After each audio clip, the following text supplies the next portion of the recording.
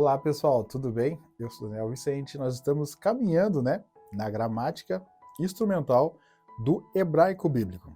Então, no Antigo Testamento como um todo, o tempo verbal vai ser bem interessante também, importante, porque na construção da oração, na construção ali das frases, das palavras, é importante que a teologia num todo, ela é bem unida, no intuito de você identificar o texto no versículo, e esse versículo ele está condizente com o próximo versículo.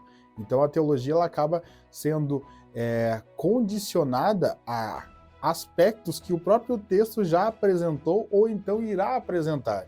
E justamente os tempos, ou o verbo, no caso ali, no Antigo Testamento, ele é muito claro e muito intenso nesse sentido.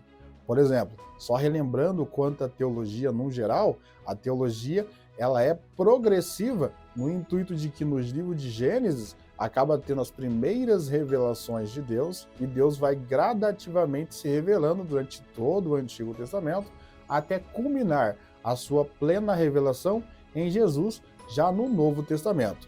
Por isso que quando a gente olha para o texto hebraico, ele vai estar tendo vários vislumbres ali da apresentação, da mostra, no caso de Deus, de Jesus se apresentando, se identificando ali como o Filho de Deus. E em alguns momentos no Antigo Testamento vai ter próprias aparições de Cristo, a gente fala de teofania nesse intuito, que são momentos onde que Deus se revela através de vários meios ao próprio ser humano para poder comunicar ao ser humano. E nos últimos tempos, como diz o Hebreus, ele vai estar se apresentando como a figura de Jesus para poder redimir toda a criatura. E nisso, nessa aula, a gente vai estar falando um pouquinho sobre a questão do tempo, no caso ali do verbo nifal nesse contexto. Então vou chamar o slide agora para a gente poder pegar e caminhar dentro desse verbo, como que era identificado no texto do Antigo Testamento.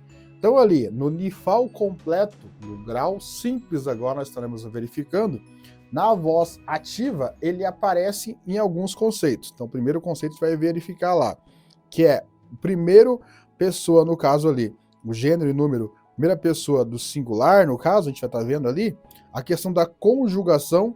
Então, nós continuamos, como nas aulas anteriores, nós falamos que a raiz, no caso ali, é a questão das três letras ali, o men, lamet, o kof, o men, e o lamet, que é o ketal, O ketal ali, as três palavras significam, referenciam ao verbo matar.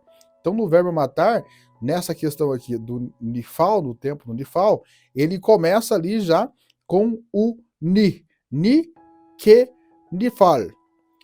E ele vai colocar ali o pronome ani. Então, nessa questão da primeira linha, a gente vai ver o ani, eu fui morto. Eu me matei. Então, ali na tradução mais brusca, na tradução mais sisuda desse texto, que no caso do original vai estar colocado dessa forma, vai ser essa intensidade, uma ação de provocar a morte dele mesmo. Quem que fez essa ação? Foi o próprio que o fez. Então, ali, eu fui morto. Na questão, dando sequência ali, na segunda pessoa do singular, a gente vai ver atar, no caso do pronome, o pronome tu, pronome você, e a gente vai ver depois ali essa questão do nifal, a introdução, O ni no início, ni que taleha, ni que taleha.